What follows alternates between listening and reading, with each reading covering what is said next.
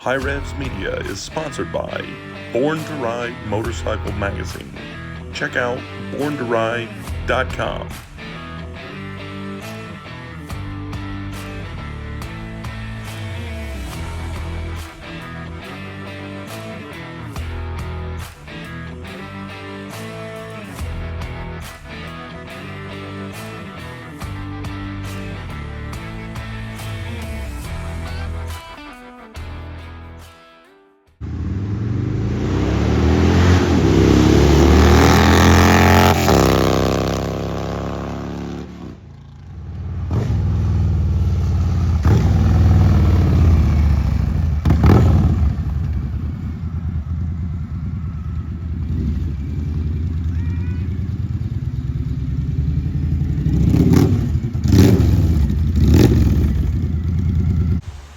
All right, guys, this is what I'm talking about. This is one of the designs that we came up with, and Chris Williams, it's kind of his bike that we kind of went with. So it's the FXRT Fitment Crew. There's this shirt and a few other designs that are pretty cool. This is one of the other designs that we came up with, FXRT or Die, which is just kind of funny. FXRT Fairing on this side, skull, teeth on there. Pretty neat design. We got these in t-shirts and stuff. There's some hoodies and some other stuff on there. If there's anything else that y'all want to see or design on a different product, there's all kinds of hundreds of products that I can put these designs on. So just shoot me a message on there and just let me know, and we can get that figured out.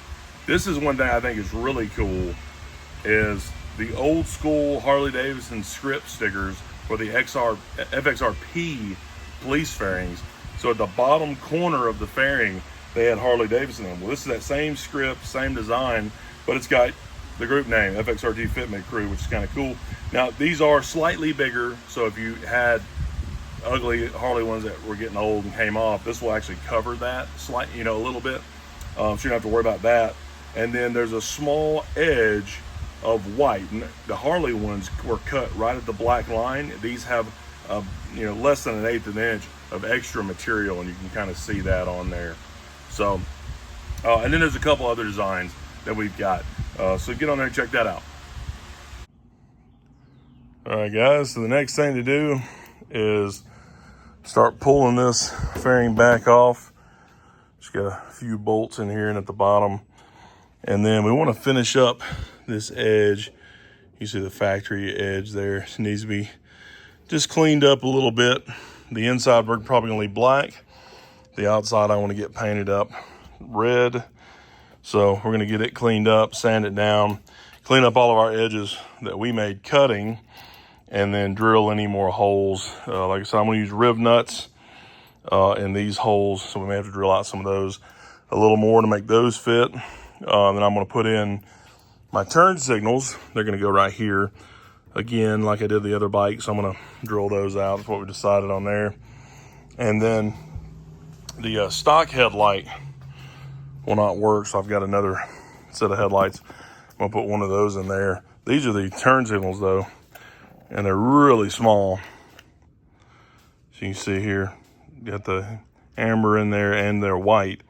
So they shine out like daytime running lights or whatever off the side, like little spotlights. And then they'll flash yellow in between that, so should work pretty good. And then the headlight is just another LED, so I'll show you that right quick. So this is the headlight we're going to use.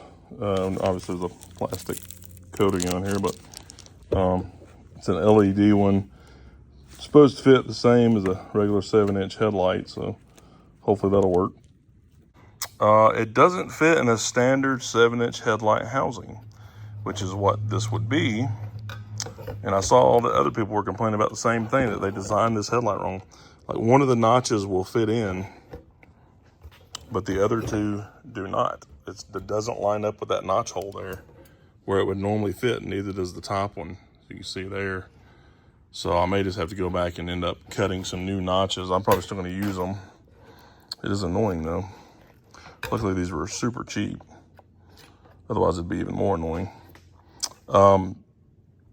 But, because I don't want it to sit completely sideways or something, I still want it to fit in there like it should. So we'll see if we can drop that down, cut out those notches, make this fit down in there all the way, and then I think that'll work. But it is annoying that that doesn't fit right.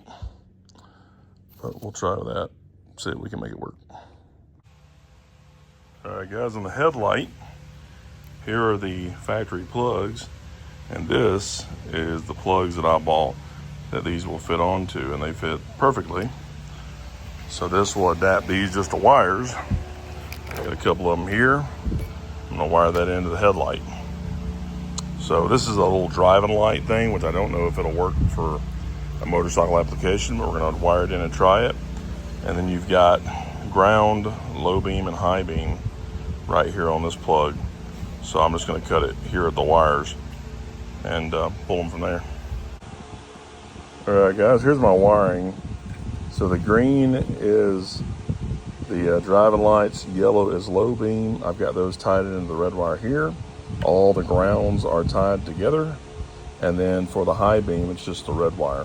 So the other part is these plugs are the exact same plug, even on the stock headlights, the same plug.